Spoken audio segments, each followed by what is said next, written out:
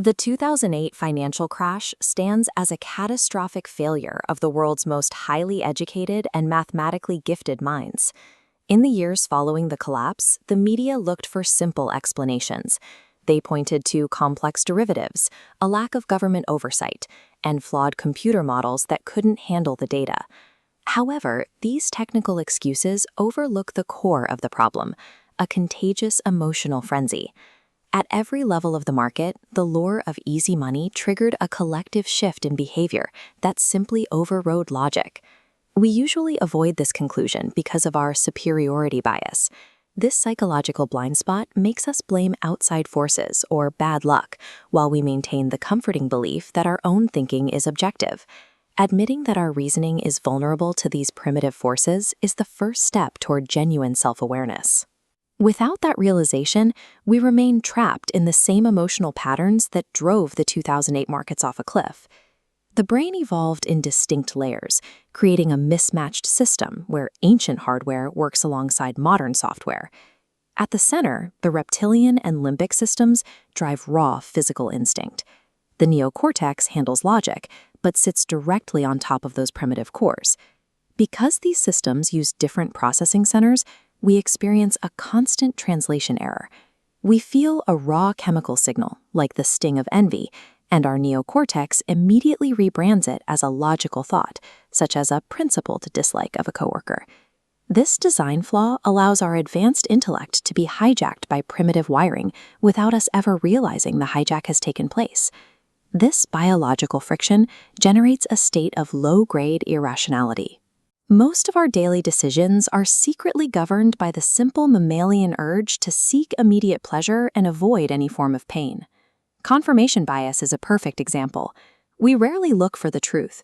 Instead, we selectively hunt for evidence that validates the ideas that already make us feel good about ourselves.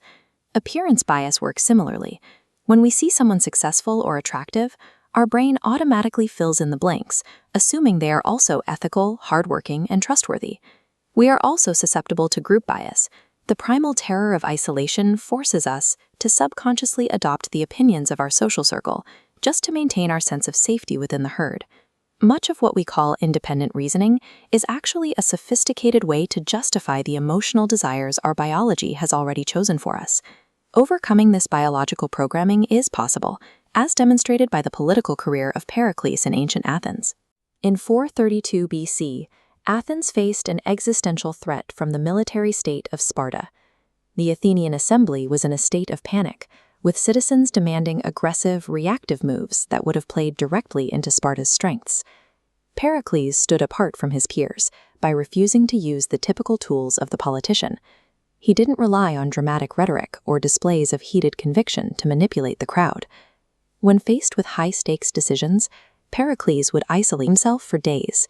He used this time to intensely analyze his own anger and insecurity, refusing to act until he had neutralized his immediate emotional urges. This emotional discipline allowed him to pursue a long-term strategy of restraint and consolidation. By decoupling his policies from the public's immediate fear, he maintained the city's wealth and resources for the massive public works that defined the height of Athenian culture. Pericles personified this state of calm, practical intelligence as his inner Athena. He viewed rationality not as a gift, but as a standard to be worshipped and practiced every day. The modern version of this process begins with step 1, recognize your biases.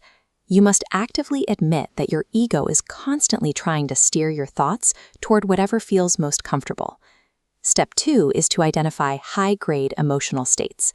When you are feeling intense anger, excitement, or anxiety, your ability to see reality is at its lowest. In these moments, you must absolutely refuse to make any major decisions. Finally, step 3 is to deliberately widen the gap between a stimulus and your response. By increasing your reaction time, you give your neocortex the space it needs to separate raw physical feeling from factual reality. Rationality is a trained muscle, not an instinct. Stripping away our emotional illusions is the only way to stop being a pawn to our biology and start making choices based on the world